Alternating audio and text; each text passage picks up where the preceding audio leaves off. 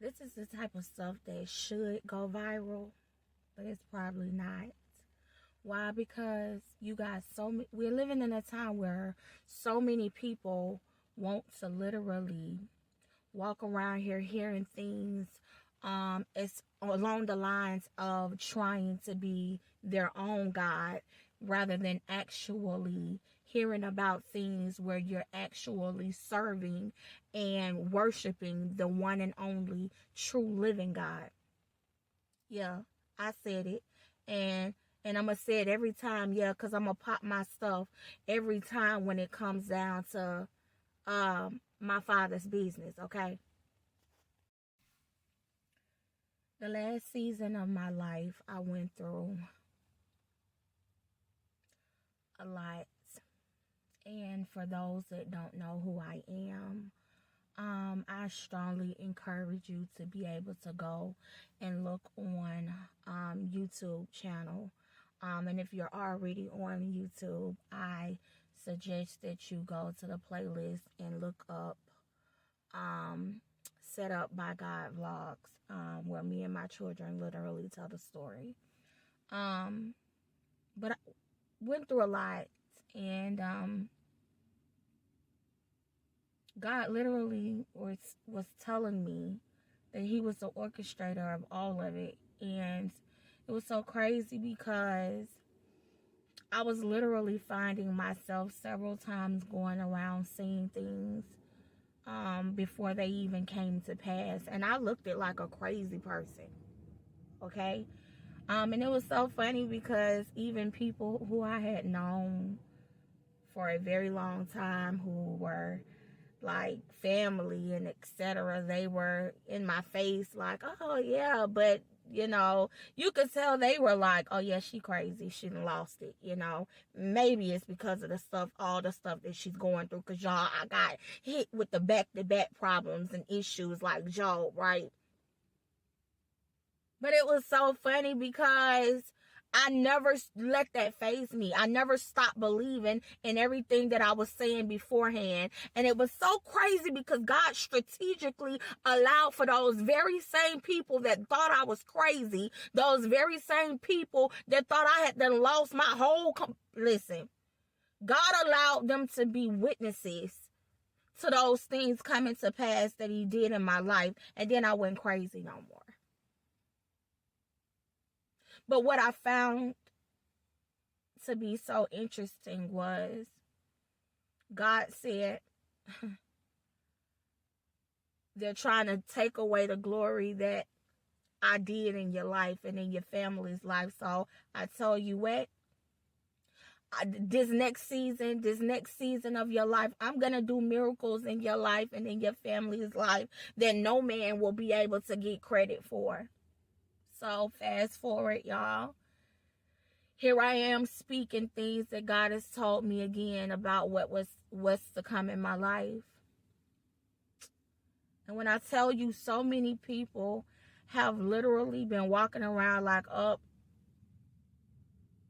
she done lost it. She done lost her mind again.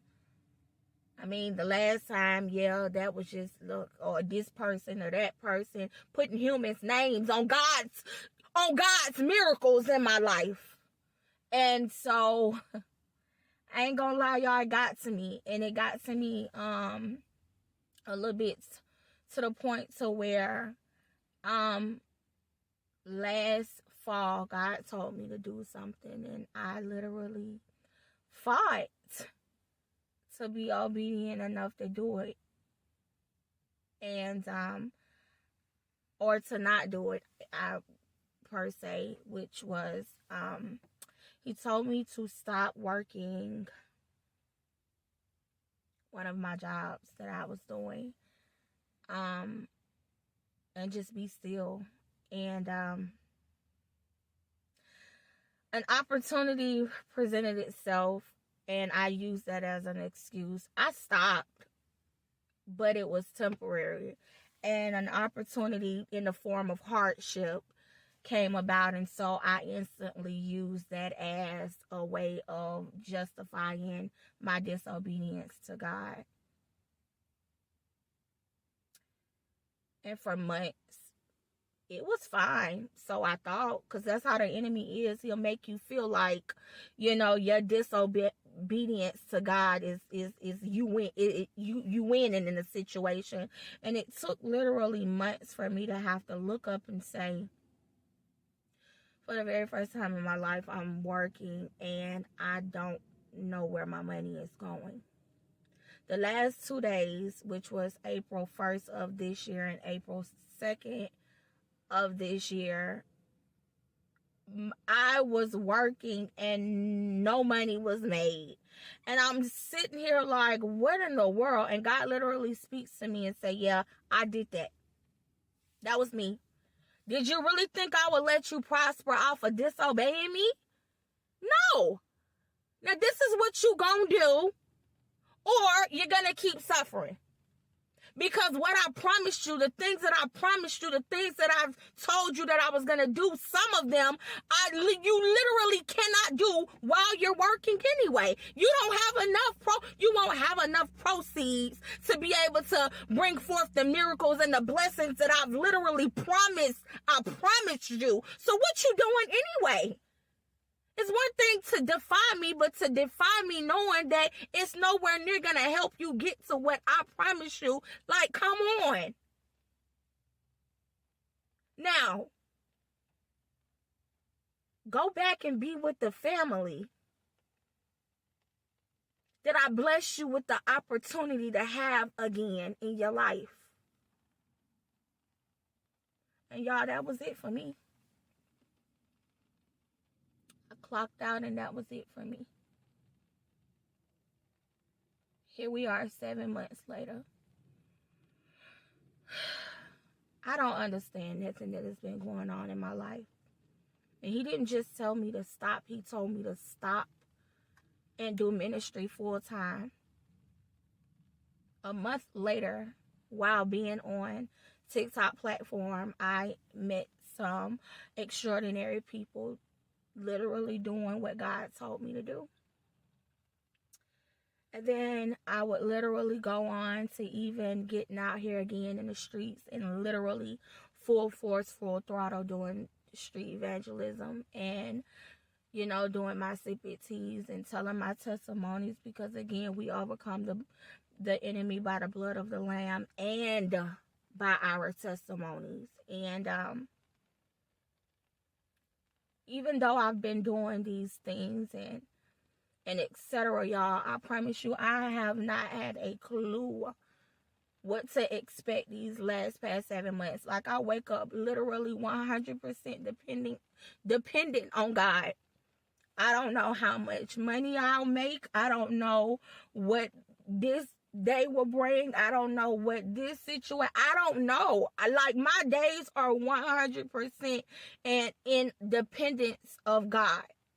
He told me to go here and evangelize. I go there. He tell me to go. And that's just where my life, and that's been uncomfortable, but I trust God and I trust his character too much to ever be disobedient. Just like the woman with the issue of blood. She had money. She was spending money to get herself fixed, to get her situation taken care of. And yes, she was getting broke about a minute, but it took her faith that got her healed. It was her faith, not finances. And so I'm encouraging people as well as myself to stand on your faith, because at the end of the day, it gotta always be faith over finances. If you got your faith intact, if you got your faith right, everything else will follow. I just want y'all to understand that I love y'all enough to take y'all on this journey with me. We can walk this thing together. We can be uncomfortable together. We can trust God, nervous and all together. Like, listen, it's how Abraham got his inheritance. He had to pick up and leave his homeland in order to go to a place where God would later tell him that he would inherit. Come on now. I love y'all, and as always, goodbye.